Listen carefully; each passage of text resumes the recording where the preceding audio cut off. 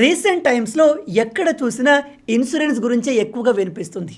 అయితే చాలామందికి వచ్చే డౌట్ ఏంటంటే, అసలు ఇన్సూరెన్స్ తీసుకోవడం కరెక్టేనా? ప్రతి ఒక్కరూ ఇన్సూరెన్స్ తీసుకోవాల్సిందేనా అంటే దానికి ఆన్సర్ నో. నిజానికి ప్రతి ఒక్కరూ ఇన్సూరెన్స్ తీసుకోవాల్సిన అవసరం లేదు. మరి ఇన్సూరెన్స్ని ఎవరు తీసుకోవాలి, ఎప్పుడు తీసుకోవాలనే విషయాల గురించే మనం ఈ వీడియోలో డీటెయిల్గా తెలుసుకుందాం. మనలో చాలామంది మంచి శాలరీ వచ్చే జాబ్ వచ్చిన తర్వాత లేదా లైఫ్లో వెల్ సెటిల్డ్ అయ్యాక ఇన్సూరెన్స్ తీసుకుందాంలే అని పోస్ట్పోన్ చేస్తూ ఉంటారు. కానీ నిజానికి అది చాలా పెద్ద మిస్టేక్. ఎందుకంటే మనం చిన్న వయసులో తీసుకోవాల్సిన ఇన్సూరెన్స్ని టైంకి తీసుకోకుండా డిలే చేస్తే తర్వాత దానికి ఇన్వెస్ట్ చేయాల్సిన డబ్బులు కూడా పెరుగుతూ వస్తాయి. ఎప్పుడు ఏం జరుగుతుందో ఎవరు ఊహించలేరు. అది రోడ్ యాక్సిడెంట్ అయినా, ఫ్లడ్స్ అయినా, హార్ట్ అటాక్ అయినా ప్రతిదీ సడన్గా జరిగిపోతాయి. క్షణం ముందు మనతో సంతోషంగా మాట్లాడిన వ్యక్తి నెక్స్ట్ మూమెంట్లో ఎలా ఉంటాడో చెప్పలేము.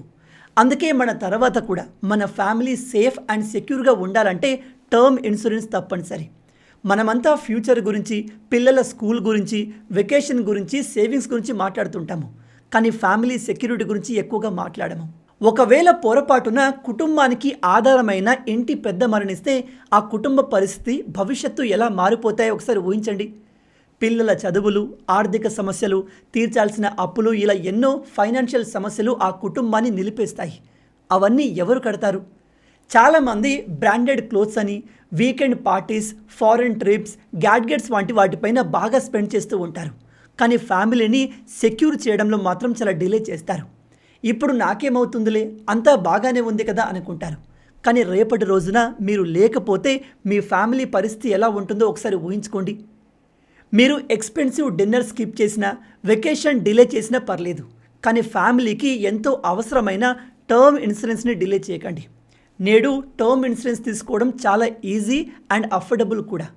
ఇన్సూరెన్స్ అంటే ఫ్యూచర్లో మనకు ఏదైనా జరగరాంది జరిగినప్పుడు మన ఫ్యామిలీ మీద ఫైనాన్షియల్ బర్డెన్ పడకుండా ఈ ఇన్సూరెన్స్ ఒక ఆర్థిక భరోసా ఇస్తుంది. కాబట్టి మీరు ఉన్నా లేకపోయినా మీ కుటుంబం ఎప్పుడూ ఆర్థికంగా ఎలాంటి ఇబ్బంది పడకుండా ఉండాలి అనుకుంటే మీరు చేయాల్సింది టర్మ్ ఇన్సూరెన్స్ తీసుకోవడం.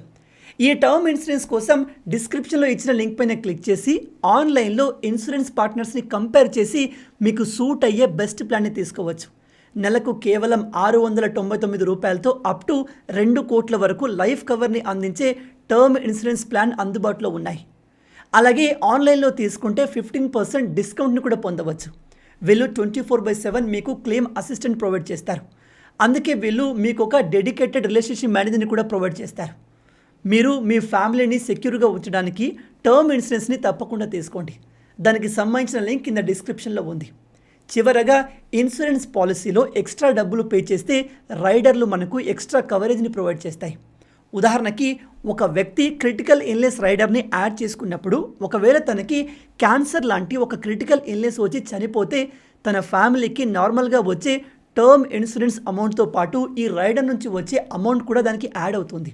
కాబట్టి ఇన్సూరెన్స్ తీసుకునేటప్పుడు మనం సరైన రైడర్లను యాడ్ చేసుకుంటే దానివల్ల ఖచ్చితంగా బెనిఫిట్ అవుతాం. అలాగే ఒకవేళ మీకు డయాబెటీస్, హైపర్ టెన్షన్ లేదా హార్ట్ ప్రాబ్లం, స్మోకింగ్ లాంటి హ్యాబిట్స్ ఉంటే తప్పకుండా పాలసీ తీసుకునే టైంలో నిర్మోహమాటంగా వాళ్ళకు తెలియజేయాలి. లేకపోతే ఈ కారణాల వల్ల మరణం సంభవిస్తే పాలసీ కంపెనీలు అనేవి మన టర్మ్ ఇన్సూరెన్స్ అమౌంట్ని రిజెక్ట్ చేసేందుకు దీన్ని ఒక అవకాశంగా భావిస్తాయి.